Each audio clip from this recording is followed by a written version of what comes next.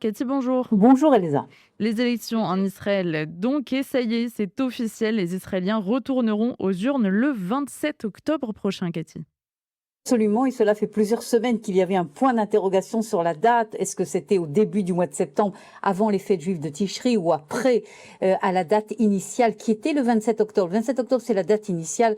On pensait pendant très longtemps que Netanyahou allait faire une sorte de deal avec les ultra-orthodoxes et avancer considérablement la date. Eh bien non, c'est donc le 27 octobre, la date prévue initialement pour ces élections, des élections qui s'annoncent déjà très orageuses. On l'a vu hier tout au long de la journée à la Knesset avec des va-et-vient, et surtout ce que disent les sondages avec tous les jours des changements considérables. Les derniers sondages donnent une quasi-égalité entre Netanyahou et Eisenkot, ce qui est un développement de ces derniers jours.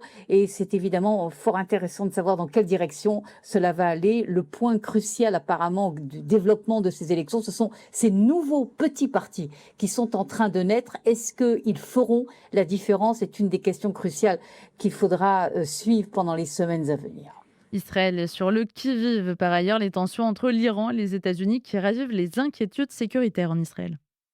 Absolument, c'est ce qu'a dit hier un haut responsable de la sécurité israélienne. Cette affaire ne nous concerne pas. Ne nous concerne pas pour l'instant.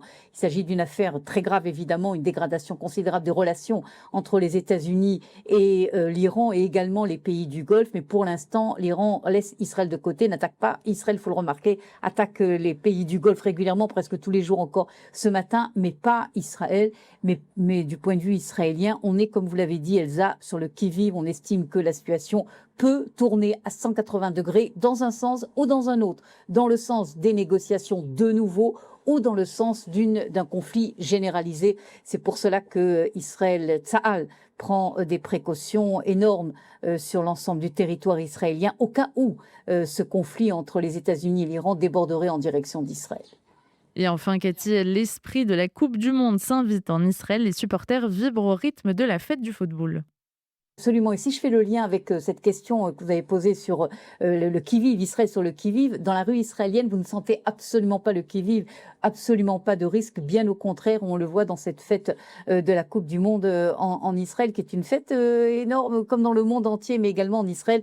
Et c'est évidemment très intéressant avec la différence, hein, l'écart, le fossé avec ce qu'Israël a vécu il y a quelques semaines à peine. Hein, où il faut se souvenir avec des roquettes en direction du territoire israélien, également du nord d'Israël. Et la grande fête de la Coupe du Monde, c'est peut-être, on peut dire, surtout au nord d'Israël, avec toutes les villes, Kiryat Shmona, Metula, qui avaient été sous le feu des roquettes du Hezbollah et qui, elles aussi, réunissent des milliers et milliers de personnes à chaque match pour un petit peu oublier ce qui s'est passé dans ce conflit avec le Hezbollah.